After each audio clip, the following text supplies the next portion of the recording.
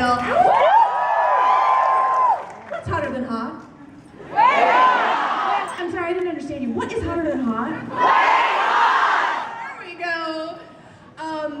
Erpers, I don't think you are ready for all of this hotness. All the way from purgatory. 2/3 of the unkillable gay squad in Uber Green Boots. Please welcome Burrell and Dominique Provost-Chalkley.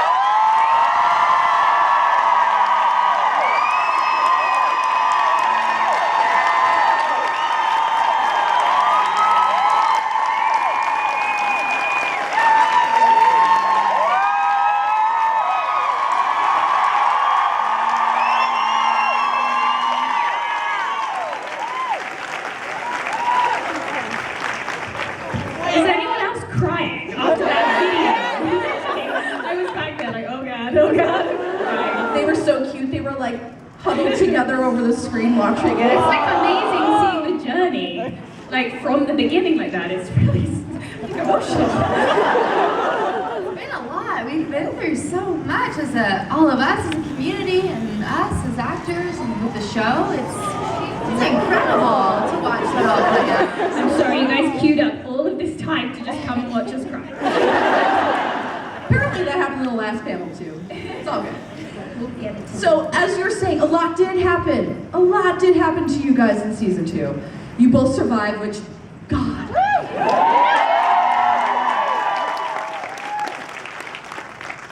The relationship between Waverly and Nicole, it was really put to the test. Let's admit it. And I was nervous as hell at times. I don't know about anybody else. But you always found a way back to each other. Why do you think that is? Have you seen it?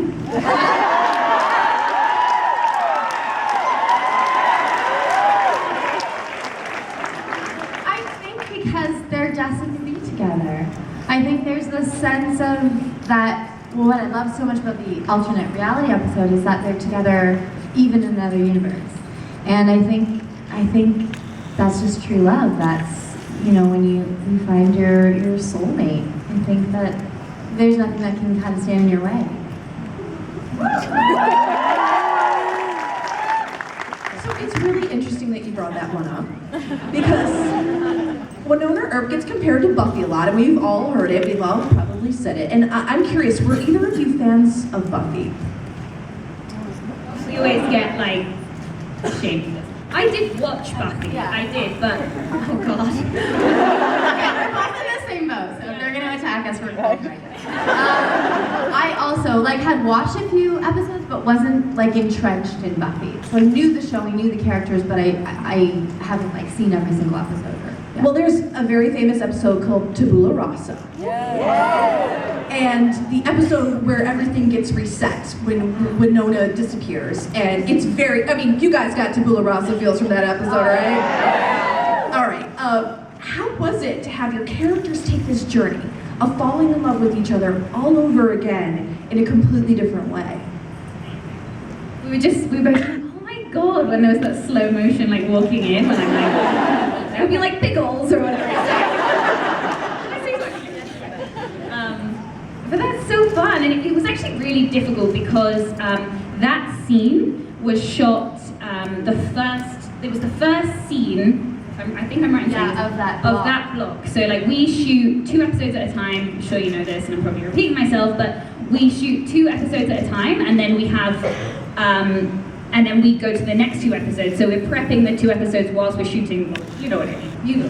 So we're shooting out of order, essentially. She's gonna do it. Yeah. But then so it was a lot to get our heads around because we basically had to reset all of the backstory of what happened in that universe to get us to that point overnight, and then shoot that scene the next morning. And so it was I found it really tricky because I was like, how much of this is, how much of a connection do they have? And we had to really find it together in that one scene. And luckily we have Paolo, our amazing director, who really guided us in that. But when we're looking back, it's kind of a special scene because you have that element of there is something underneath, but it's totally different, and you have to find what that meant for them in that instance, which I loved that episode. It was great. at this point, the two of you have become very educated and have been very compassionate about what this show means to the LGBT community. And to have a couple like Wayhaught is it's still a really big deal to us, right?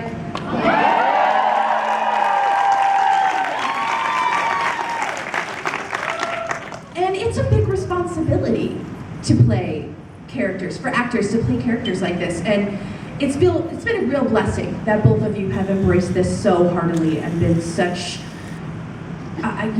vocal fans of your fans and of the LGBT.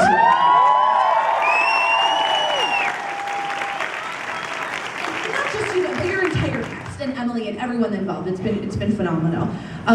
So it's almost like making up for years of negligence and apathy that came before you. That's a lot. What does that mean to you? Like, what does that responsibility mean to you?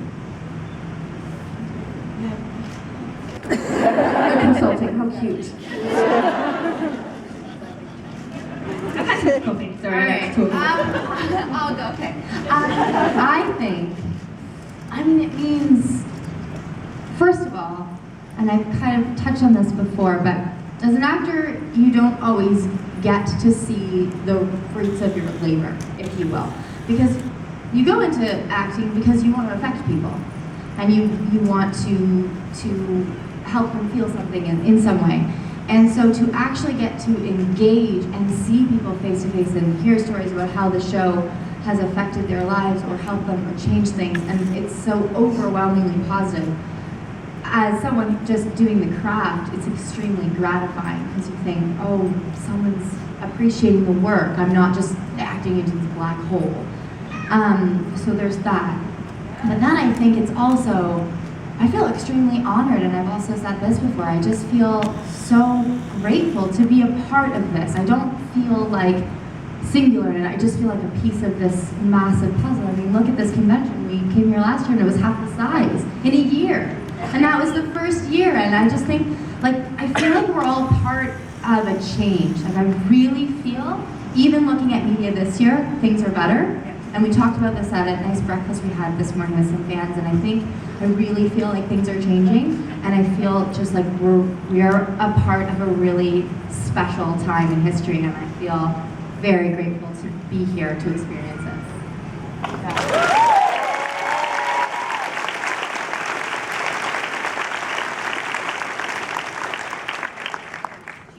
Said everything, but I feel exactly the same. For me, I think as an actor, it's the same thing as you. This is really like, I was kind of waiting for this job because the one part of the industry that I struggle with sometimes is that like you don't have control over the stories that you're telling, and that's the one thing I've wanted since I was a child, was to make positive change in whatever way that was. So this kind of like fell into my lap and felt so right. And the fact that we're here today, like in a room that it's not really about me, Dominique, and Kat Burrell, it's like about something bigger than that. It's about representation that you guys deserve, and that is so exciting to me. It means more than anything. Yeah.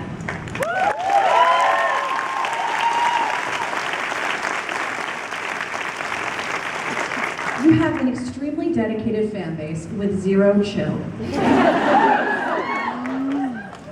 And there is a ton of art and videos and t-shirts. I even have an Officer Hot phone case. It broke, but I have to say. It is too bad. It was really, really great. Do you ever just get like a chance to go, I'm just gonna like look at a bunch of this art and these videos? Or you have a chance to check this stuff out? Yeah. There's so much talent in our fan base, it's insane. Yes. I was just wandering around the convention today just because I wanted to check out like all of the stalls, and it's like baffling. Where are all these talented people coming from? You know? It's incredible. Sorry. Yeah, I think it's amazing to see the talent and to see, but what's funny is when I look at that stuff, I don't actually see me, I see Nicole, which I think is wonderful. Like I see this kind of iconic character, and I see Waverly and I see Nicole, and I think we're just a beautiful piece of that. but I feel like we're the body for the spirit of these characters in a way, and the spirit lives, this is gonna sound hokey, but the spirit kind of lives in all of us as a community, because when somebody does a piece of art or writes fan fiction or a song, they're embracing, kind of embodying Nicole or Waverly's spirit in that moment too. So I feel like we share the characters. Does that make sense? It's really, and it's really nice to see that manifested in the art and what people create around the show. Yeah. Seriously, what have we done to deserve this too? Let's bring it down now. Is there a wife or a kiss coming in this question? So let's talk about Rosita and that kiss. All right, everybody, clutch your pearls, because I'm going there. Dominique, you inhabit Waverly so beautifully. Thank you. And I'm sure you've probably been asked a version of this question at its many points, but where were you as an actor with Waverly in that moment? Because Waverly's obviously going through it. Yeah, I think we need to cut Waverly some slack. Firstly, she's like 21, 22 years old, and do you like how I said two ages? No, but at that moment she was 20. And I'm sorry, but we can't sit here and say that we haven't made mistakes when we are younger, right? Like, everyone has done things that they're not proud of, and they had to go through those things to work out who they are as a person and who they want to be. And the minute she did it, she knew instantly that that wasn't her. But she kind of sometimes, unfortunately, you need to do those things to learn those lessons. And I think that, I don't know, I always say this, like, obviously, I was like, oh God, everyone's gonna hate me, and there was all of that I remember you texting me before that episode aired, and you were like, I'm scared. But I hope, you know, I made a real big effort to tell the story truthfully and to try and portray the feelings that were going on beneath it. It wasn't just a frivolous kiss or whatever. There was a lot going on. You know, the stakes are so high in Purgatory. And it doesn't mean that I didn't love her with all of my heart. It was just a moment of ooh, you know? All pulled a Waverly in one situation. And I don't, it's so funny because I didn't really see it as a big deal until it came out, because it wasn't even anything to worry about in Waverly's storyline. It was such a blip. It's such a minor blip, and I think that it doesn't take away anything from the relationship. And I think it's important that Emily put that in the story, because it's the truth of how these relationships go sometimes, you know? And I think that everybody deserves that. The representation needs to be real as well as positive, right? It doesn't mean that doesn't take anything away from the positivity of the representation, I don't think. I hope that you don't think so too.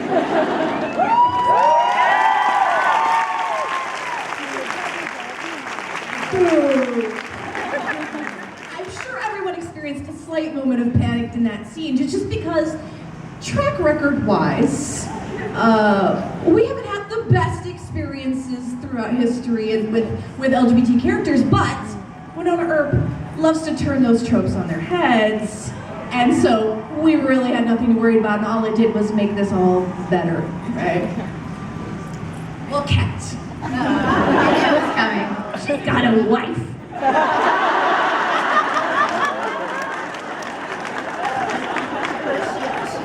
Speaking of wives, I just want to say really quickly, and I think you guys will appreciate this. This morning, I got to officiate a wedding for two ClexaConers.